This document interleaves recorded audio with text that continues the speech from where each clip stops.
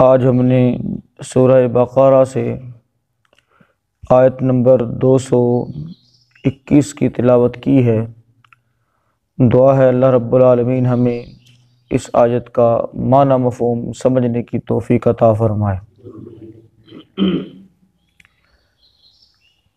محترم بھائیو، یہاں سے ایک نیا مضمون شروع ہو رہا ہے جو کہ اس سورت کے آغاز میں، اس پارے کے آغاز میں ہوا تھا، اور اسی طرح سے آگے چل کر بھی اس مضمون کو بڑی شرح بست کے ساتھ اللہ رب العالمین نے بیان فرمایا ہے۔ بالخصوص سورہ نساء کے اندر تو موضوع ہی نکاح کا ہے۔ آج کا جو ہمارا سبق ہے، نکاح کے لیے کون سی عورت سلیکٹ کی جائے۔ نکاح کے لیے جو سلیکشن ہے، نکاح ہم سب جانتے ہیں، نکاح شادی بیاہ، اس کو جس قدر اسلامی طور طریقوں کے ساتھ منعقد کیا جائے گا اسی قدر یہ خیر و برکت والا معاملہ ہوگا، اور جس قدر اس کے انعقاد میں رسومات کو، بدعات کو اور جو ہے دکھاوے کو ملحوظ رکھا جائے گا، جس قدر زیادہ شومنٹ کی جائے گی اسی قدر اس کے اندر خرابیوں کے خطرات موجود ہوتے ہیں۔ تو اللہ رب العالمین نے اس حوالے سے جو پہلی رہنمائی دی ہے وہ ہے کہ رشتہ سلیکشن میں جو سلیکٹ کرتے ہوئے کن باتوں کو مد نظر رکھنا پڑے گا۔ ترجمہ دیکھیں پھر بات آپ کو سمجھ آئے گی۔ فرمایا ولا، اور مت، تنکحوا، نکاح کرو تم، المشرکاتی، مشرک عورتوں سے، مشرک عورتوں سے نکاح نہ کرو، حتیٰ، یہاں تک کہ یؤمننا، وہ ایمان لے آئیں، یہاں تک کہ وہ ایمان لے آئیں اس وقت تک ان سے نکاح نہ کرو۔ وَلَعَمَةٌ، اور ایک لونڈی، مؤمنۃ، مومن لونڈی جو کمزور ہے، یعنی اس کا جو سٹیٹس ہے وہ آزاد عورت جیسا نہیں ہے، فرمایا وہ خیر، بہتر ہے، من مشرکۃ، ایک مشرکہ عورت سے، ایک مشرکہ عورت سے، وَلَوْ أَعْجَبَتْكُمْ، اگرچہ وہ تمہیں اچھی کیوں نہ لگے، یعنی اگرچہ اس کا حسن، اس کا مال، اس کا حسن و جمال اور دیگر کئی جو خوبیاں اس کے اندر ہیں وہ ساری کی ساری جو ہے اس کے مشرک ہونے کی وجہ سے نظر انداز کر دی جائے گی، ان کی کوئی اہمیت نہیں ہے۔ اور اس کے مقابلے میں ایک لونڈی جو ہے جس کا سٹیٹس آزاد عورت سے کہیں کم ہے، اور اس کے پاس اگرچہ جو ہے وہ حسن جمال نہیں ہے، سٹیٹس بھی اس کا وہ اعلیٰ نہیں ہے، تب بھی اس کے ایمان کی وجہ سے اس کو ترجیح دی جائے گی۔ تو پتہ چلا اصل چیز کیا ہے؟ ایمان ہے۔ وَلَا تُنكِحُوا الْمُشْرِكِينَ، اور اسی طرح سے مت نکاح کرو مشرک مردوں سے، حتیٰ، یہاں تک کہ یؤمنوا، وہ ایمان لے آئیں، یعنی مردوں کو حکم دیا جا رہا ہے کہ تم نے مشرکہ عورتوں سے نکاح نہیں کرنا، اور اسی طرح سے مسلمانوں کو یہ حکم دیا جا رہا ہے کہ تم نے اپنی مسلمان عورتوں کا نکاح مشرک مردوں سے نہیں کرنا۔ وَلَعَبْدٌ، اور البتہ غلام، مومن غلام جو ہے، خیر، وہ بہت بہتر ہے، مشرک مرد سے، وَلَوْ أَعْجَبَكُمْ، اگرچہ وہ تمہیں بہتر ہی کیوں نہ لگے، اگرچہ وہ تمہیں اچھا معلوم کیوں نہ لگے، اگرچہ اس کا حسن، خوبصورتی، اس کا سٹیٹس، اس کا مال جو ہے وہ تمہیں اپنی طرف جو ہے بلا رہا ہو، تب بھی اس کے مال اور حسن و جمال کی طرف نہیں جانا، اس کے سٹیٹس کی طرف نہیں جانا، بلکہ دیکھ رہا ہے اس کے پاس ایمان ہے یا نہیں۔ اولئک، کیوں بھائی یہ کیوں بار بار روکا جا رہا ہے؟ مرد جو ہیں وہ مشرکہ عورتوں سے نکاح نہ کریں اور مومن عورتوں کا نکاح مشرک مردوں سے نہ کرو۔ کیوں بھائی؟ غلاموں کے ساتھ کر لو، لونڈیوں کے ساتھ کر لو۔ فرمایا یہ اس لیے اولئک، یہ لوگ یدعون، اللہ اکبر، بلاتے ہیں تمہیں الی النار، آگ کی طرف۔ کس کی طرف؟ آگ کی طرف۔ دنیا کے مزے تو تم لے لو گے ایمان کو چھوڑ کر، لیکن یہ لوگ تمہاری آخرت کو کیا کر دیں گے؟ برباد کر دیں گے، خراب کر دیں گے۔ لہٰذا اولئک یدعون الی النار، یہ لوگ ہیں جو تمہیں آگ کی طرف بلاتے ہیں۔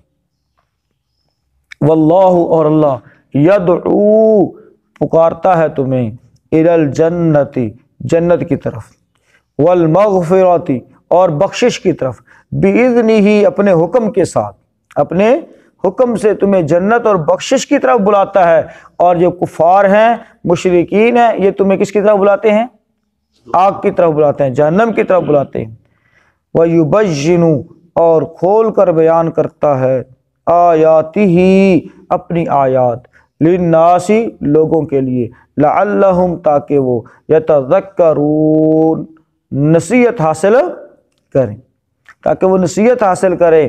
اور محترم بھائیو، یاد رکھیے اس آیت مبارکہ میں مسلمانوں کو اتنی بڑی نصیحت کی گئی ہے کہ وہ جب اپنی نئی زندگی کا آغاز کرنا چاہتے ہیں تو ہوش کے ناخن لے کر کریں۔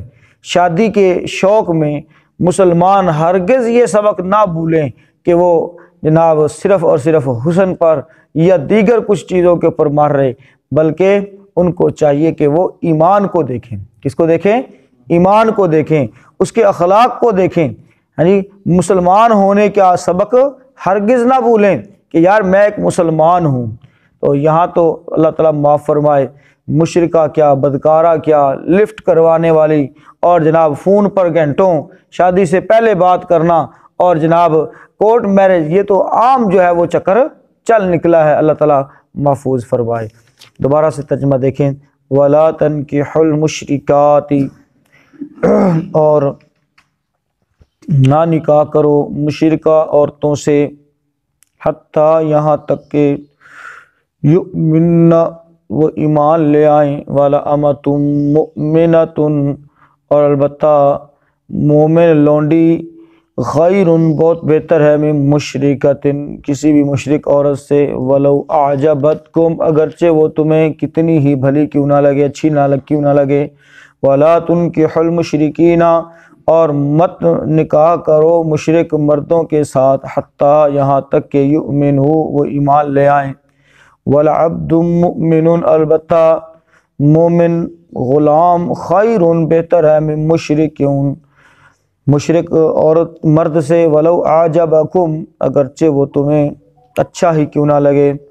اولئک، یہ لوگ، یدعون، پکارتے ہیں، الی النار، آگ کی طرف، واللہ، اور اللہ، یدعو، پکارتا ہے، بلاتا ہے تمہیں، الی الجنت، جنت کی طرف، والمغفرۃ، اور بخشش کی طرف، باذنہ، اپنے حکم سے، ویبین آیاتہ، اور کھول کر بیان کرتا ہے اپنی آیات کو، للناس، تمام لوگوں کے لیے، للناس، تمام لوگوں کے لیے، صرف مسلمانوں کے لیے نہیں بلکہ ساری انسانیت کے لیے، للناس لعلہم، تاکہ وہ یتذکرون، نصیحت حاصل کریں۔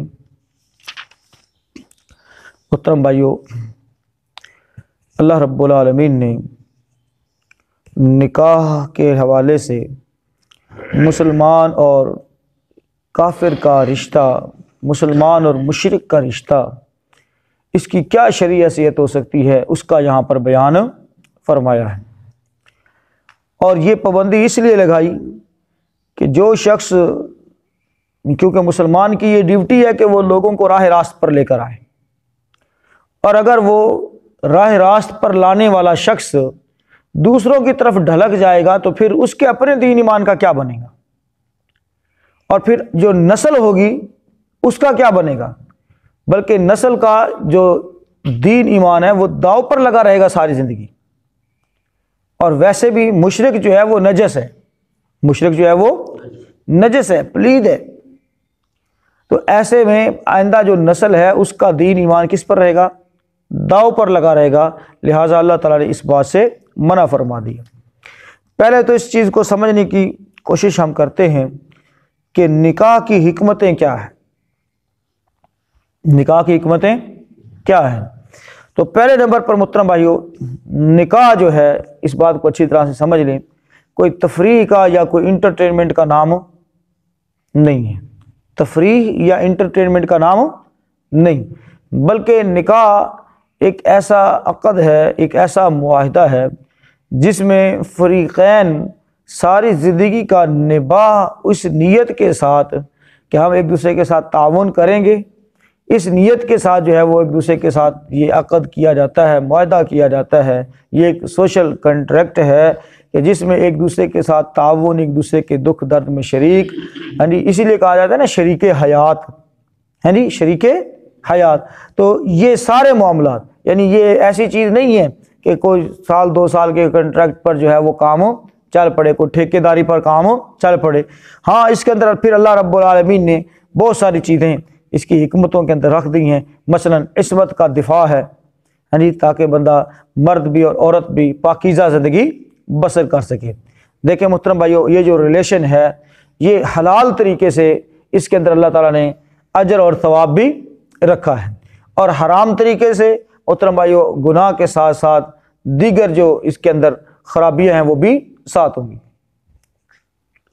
اور دوسرے نمبر پر نسل انسانی کی بقا، ہر ایک کی جو کہہ لیں کہ مخلوق ہے، اللہ رب العالمین نے اس کی بقا کا ایک طریقہ کار رکھا ہے، اور وہ ہے نر اور مادہ کا آپس کے اندر ملاپ۔ تو انسانوں کی جو بقا ہے، نسل کی جو بقا ہے، اس کے لیے بھی اللہ رب العالمین نے نکاح کے ذریعے جو ہے ایک جائز طریقہ رکھا تاکہ نسل انسانی جو ہے وہ پروان چڑھتی رہے، نسل آگے بڑھتی رہے۔ تو محترم بھائیو، یہ اس کی دوسری حکمت ہے۔ اور تیسرے نمبر پر ہے گمراہی سے بچاؤ، گمراہی فساد سے بچاؤ۔ آپ دیکھیں اگر یہ نکاح کا معاملہ نہ ہو تو محترم بھائیو کتنی خرابیاں ہوں گی۔ آپ یورپ کے اندر اور دیگر ملکوں کے اندر کہ ان کا فیملی سسٹم مکمل طور پر تباہ ہو چکا ہے، مکمل طور پر کیا ہو چکا ہے؟ تباہ ہو چکا ہے، اور وہ یہی تباہی ہمارے معاشرے کے اندر بھی لانا چاہتے ہیں۔ آپ اندازہ کریں کہ یہ جو کلچر اب ہمارے معاشرے کے اندر آ رہا ہے، اور اس کے اوپر باقاعدہ طور پر میڈیا کی مہمات بھی چل رہی ہیں، بڑی کوشش اس کے اوپر ہو رہی ہیں کہ میرا جسم میری مرضی، مجھے کوئی پوچھنے والا نہ ہو، مجھے نہ باپ پوچھے، نہ بھائی پوچھے، نہ خامد پوچھے، ہیں جی، اور بلکہ خامد کو دبا کر رکھنا۔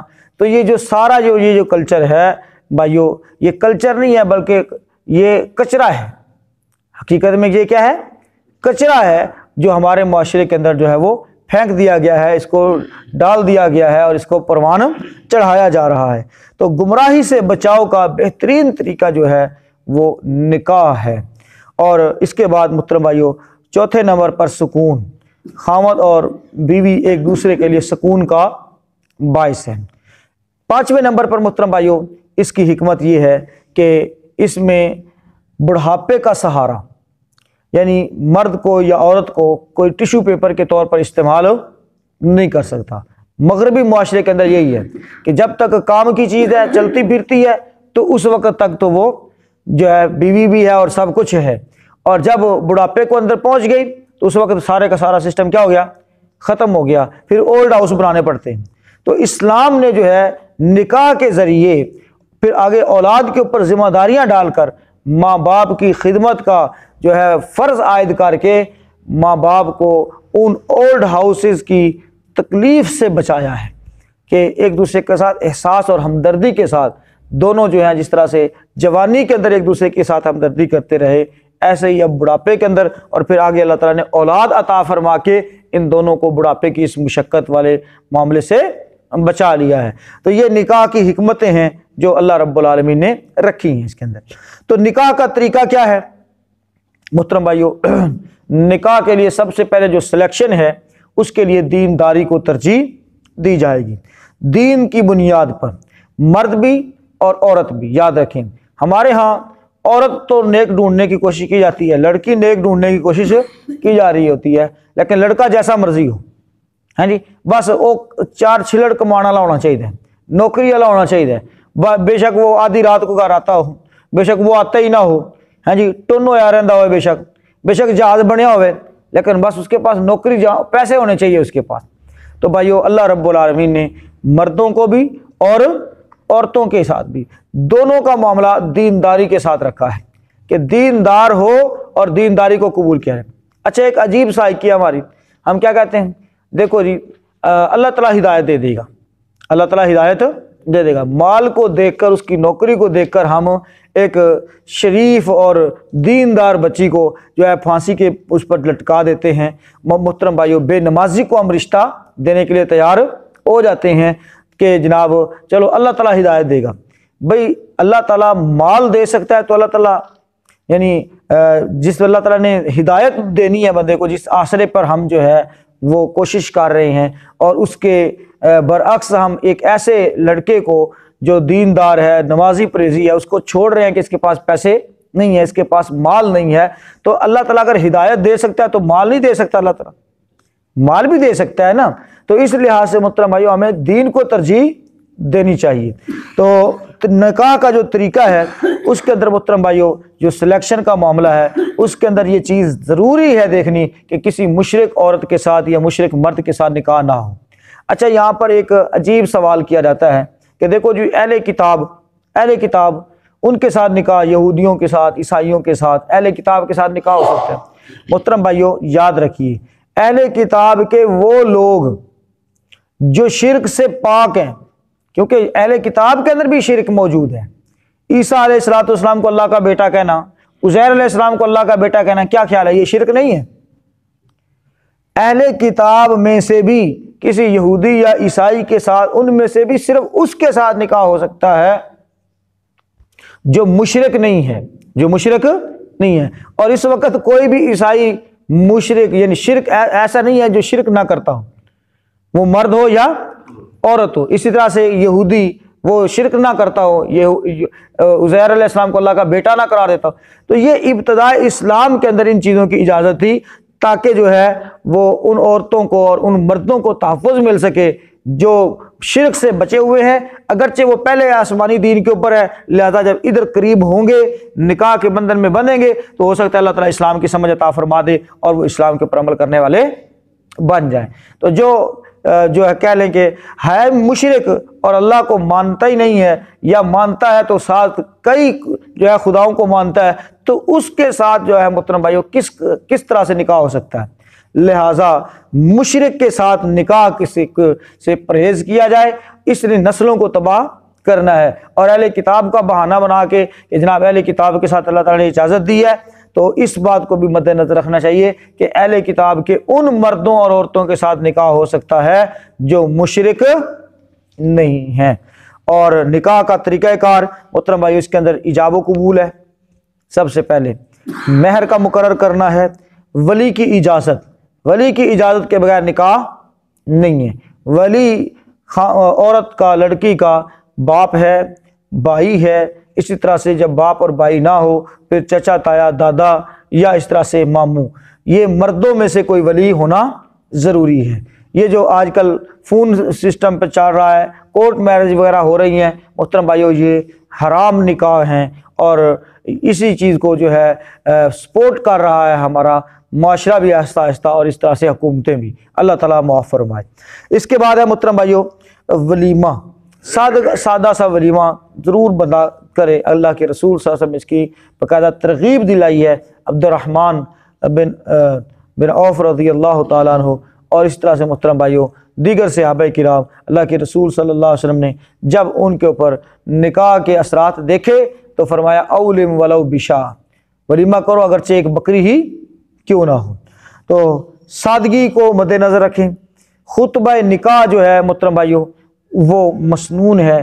یہ تھا نکاح کا. باقی جتنی بھی چیزیں ہیں, مہندی ہے, مایوں ہے, گڑ چڑی ہے اور پتہ نہیں کیا کیا جو ہے وہ نئے طریقے جو ہے وہ بارات کا جو سسٹم ہے, یہ سب محترم بھائیو رسومات ہیں. یہ سب کیا ہیں؟ رسومات ہیں. جس قدر اس فنکشن کو سادہ رکھا جائے گا اسی قدر یہ فنکشن خیر و برکت والا ہوگا, اور یہ بننے والا جوڑا بھی دونوں خاندانوں کے لیے خیر اور برکت اور بلائی کا باعث بنے گا۔ اور جس قدر زیادہ اس کو رسومات کے ساتھ آلودہ کیا جائے گا تو اس محترم بھائیو اجے دلہن گھر نہیں آنی تو لڑائیاں پڑنیاں پہلے شروع ہو جائیں گی، اور آپ اکثر دیکھیں یہ چل رہا ہے۔ اور پھر اس کے اندر جہیز کی جو رسم ہے، جہیز کی جو لعنت ہے، اس نے تو اور بھی بیڑا غرق کر دیا ہے کہ جو ہے بچیاں بوڑھیاں ہو رہی ہیں۔ اسی طرح سے محترم بھائیو پھر جتنا اس کو ہم نے مشکل کیا ہے اتنا ہی برائی کا معاملہ جو ہے وہ کیا ہو گیا ہے، آسان ہو گیا ہے۔ تو نکاح کو آسان کیا جائے تاکہ برائی کا، زنا کا دروازہ جو ہے وہ بند ہو، اور نکاح مشکل ہوگا تو محترم بھائیو برائی کا دروازہ کھلا رہے گا۔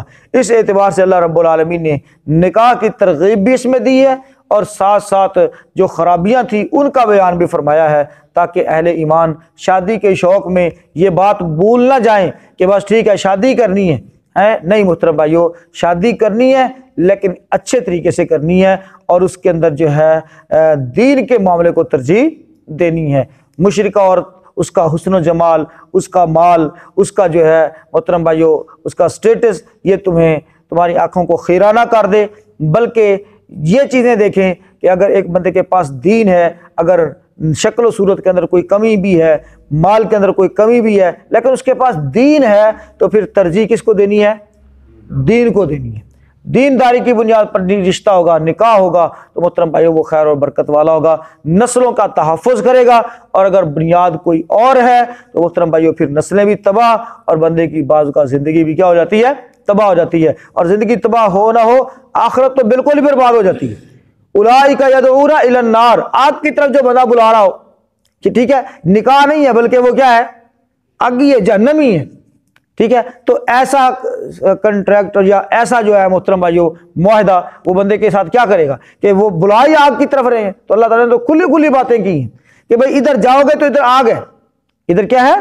آگ ہے۔ لہٰذا عقل کے اوپر بعض اوقات پردہ پڑ ہی جاتا ہے، کسی کا حسن دیکھ کر جو ہے، یا پھر جوانی کے اندر اس طرح کا جو معاملہ ہوتا ہے، تو اس میں یہ ذہن میں رکھنا چاہیے کہ یہ لوگ کدھر بلانے والے ہیں؟